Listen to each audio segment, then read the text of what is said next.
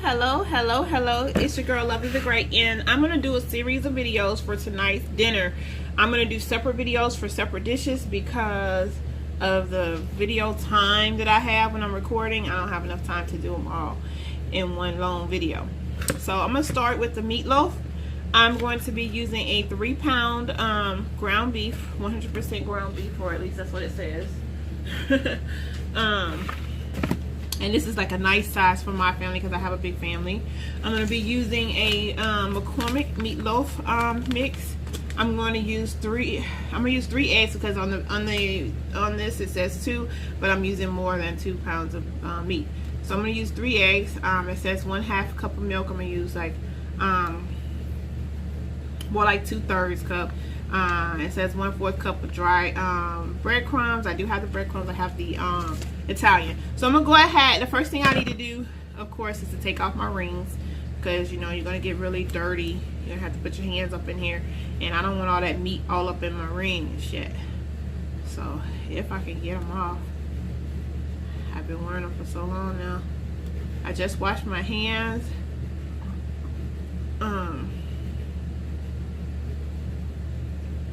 Before I started, and y'all know I haven't cooked in a few days because I've been sick, so it feels good to finally be back in my kitchen. So I'm gonna go ahead and get started. So first thing I'm gonna do is open my ground meat and put it into the famous white bowl. Just a second. Okay, so I have put my ground beef in here in the bowl. I've rinsed it off because it had a little blood on there. I want to put my pack of seasoning that I just told you guys about in there. Just kind of sprinkle it in there. I'm going to go ahead and get my 3 eggs, my milk, and my breadcrumbs in there. All of that in there. I put a little bit of salt, pepper, season all to my tasting in there. I'm going to go ahead and mix this up real good with my hands. It has about 2/3 cup of milk in there as well.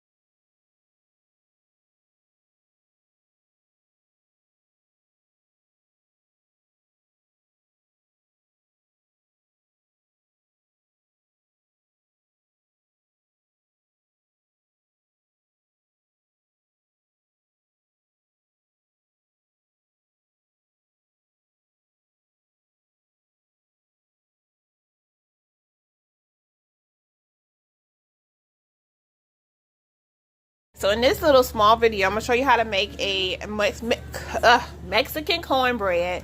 I'm going to be using 3 boxes of Jiffy cornbread mix. I'm going to be using some sweet cream style corn, some mild or medium cheddar cheese.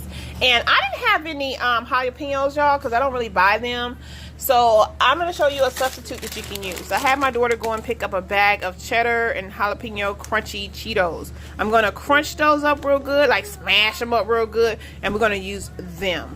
So I'm going to add all my ingredients and I'll be right back. Go ahead and do all my dry ingredients and I'll be right back. So I have went ahead and smashed the crap out of these chips because I'm trying to make them, you know, like, you know, as smashed up as I can, and they're kind of hard. I told them to get the puffy ones, but they got these because they didn't have the puffy ones, but these will still do. And if you don't get them all the way as smushed as you can, it's okay. It can be a little lumpy, okay?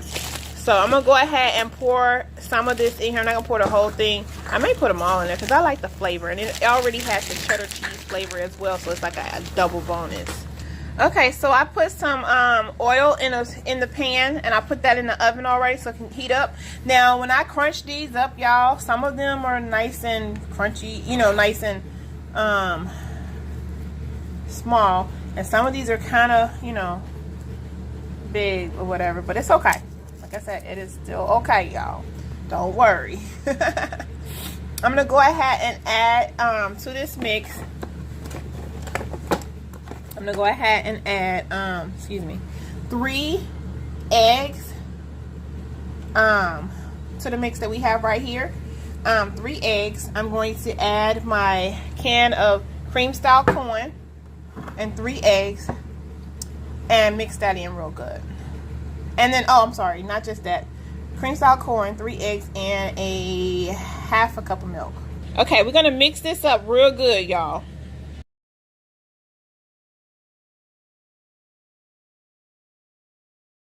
That there's no wet parts in this, so if you have to add a little bit more milk, like maybe, you know, like a half a teaspoon as you go, just make sure that there's no wet parts still. Make sure it's all, I mean, no dry parts, I'm sorry. Make sure there's no dry parts in there. Okay, so I have 2 cups of mild cheddar cheese, and this is just a store brand shredded mild cheddar cheese. We're going to add that into our mixture. We're going to pour some of our hot vegetable oil in there. We're going to mix it up real good and go ahead and put it in the pan and put it in the oven. All right, y'all, so I put the cornbread in the oven. It's sitting next to the meatloaf. The cornbread should be about anywhere from 20 to 25 minutes. The meatloaf has about 30 more minutes on there because it takes about an hour for the meatloaf. So meantime, I'm gonna go ahead and work on one of my desserts. So I am finally at the most fun part of my little dinner today. It's a Sunday dinner, and that is making one of my desserts. My daughter wants a cheesecake so bad, but she don't want to come over here and do the work for it. So I'm not making it. I don't feel like it. Okay, so I guess she's gonna come make the cheesecake herself. But for me, what I've been waiting for all day is a nice cherry cobbler. I'm gonna be using 2 cans of great value cherry pie filling. I'm gonna add a little sugar. I got this recipe off YouTube, y'all. I'm gonna put the link in my description box of where I saw this recipe, because I've never made this one, this cherry cobbler. So I'm not gonna sit here and lie and take the credit for something that I didn't. This ain't my personal recipe. I hope it tastes good, y'all. Now, what I did notice is the pie filling that I got is sweetened, but a lot of times these stuff in these cans don't be sweet to my taste. So I'm gonna add about 4 tablespoons of sugar to that. And then I'm gonna be using some cake mix. This is just a Betty Crocker butter cake mix. I'm gonna be using that for my cobbler part. So what I'm gonna do is open these 2 cans and pour them into my Pyrex dish or whatever you call it. Just a moment. You know something? Before I pour those in there, I actually have one more pie crust that I had from the previous pies that I made last weekend or weekend before. I'm gonna put that one pie crust in the bottom just because I just love crust, y'all. So I'm gonna put that pie crust in the bottom. This is not on the recipe of the other ladies. Nah, I'm gonna just do it exactly how she said in the video, so I'll be able to say if it was good or not. So I'm gonna go ahead and just do it exactly how she said it, except I am adding those 4 tablespoons of sugar. Okay, so I got the cherries in the dish, and it has a nice little thick juice to it, or syrup or whatever you want to call it. I'm gonna add my 5 tablespoons of sugar, y'all. Okay, so I added my sugar and I mixed it in real good. But you don't really just see sugar sitting on top of the cherries anymore. And what I'm gonna do is basically open my cake mix, and I'm just gonna kind of spoon it on top of this. I'm not gonna have to mix it and put no egg in it and milk or none of that stuff. I'm just gonna kind of spoon it all on top of here, or shake it. You can shake it on there, just kind of just pour it on there, kind of a little bit thick but not too thick.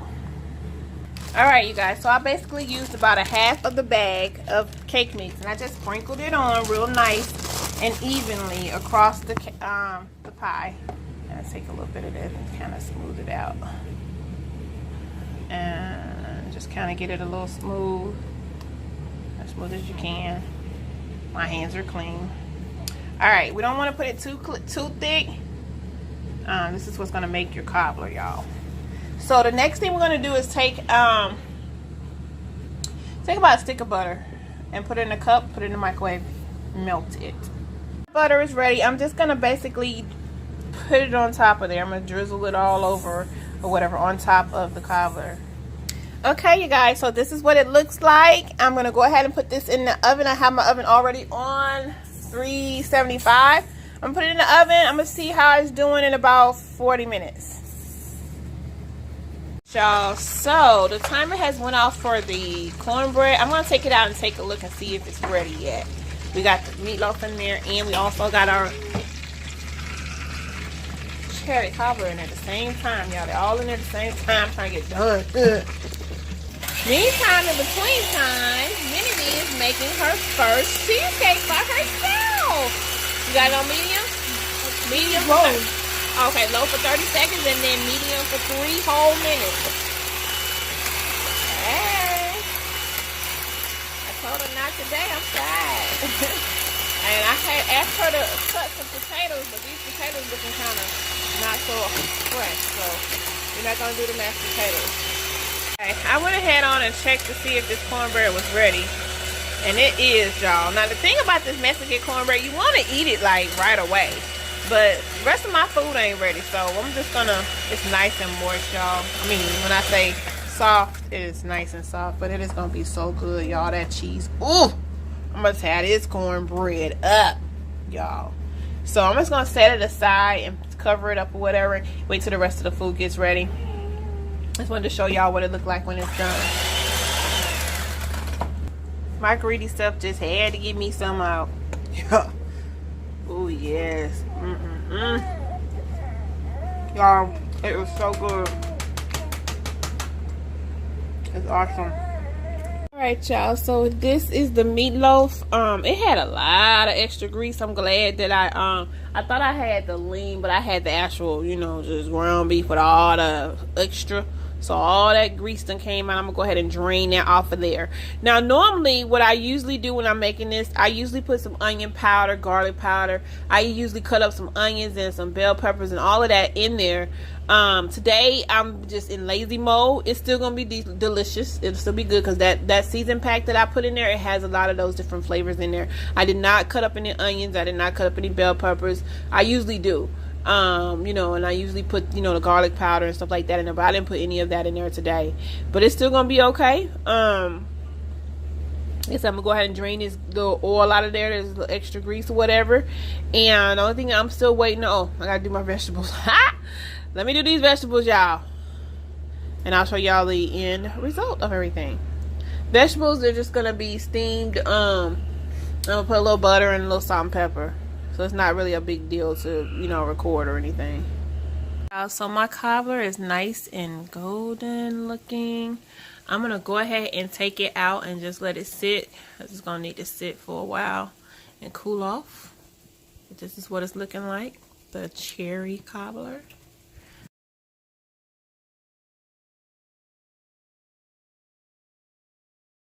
So what I ended up doing, I took my vegetables, which were the broccoli, carrots, and the cauliflower.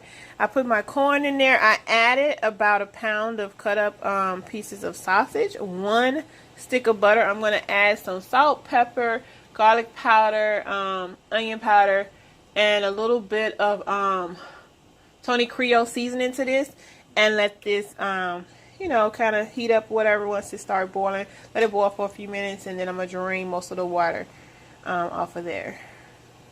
Just to give us, because my meatloaf was kind of small, and I have a big family, so we're going to need some more meat. Alright, y'all. Real quick, I'm going to make this little punch. Basically, what I'm going to do, I already put some icing here. I'm not going to actually use the blender to mix it, because everybody's ready for me to get done already. They're ready to eat. So anyway, I'm basically going to just put this can of crushed pineapples in there. I'm going to put about half way of this Hawaiian punch. I'm going to put some of this pineapple juice, and I'm going to put this Sprite. I'm going to mix it up real well, and it's going to be my nice little fruit punch. So I'm not going to actually do it on camera because I don't have the ability to hold it and do it. But it's going to be nice, a nice little punch. It's going to go with my dinner and top it off. It's your girl, Lovey the Great, and I'll talk to y'all later. Well, I'll come back and show you the plate. All right.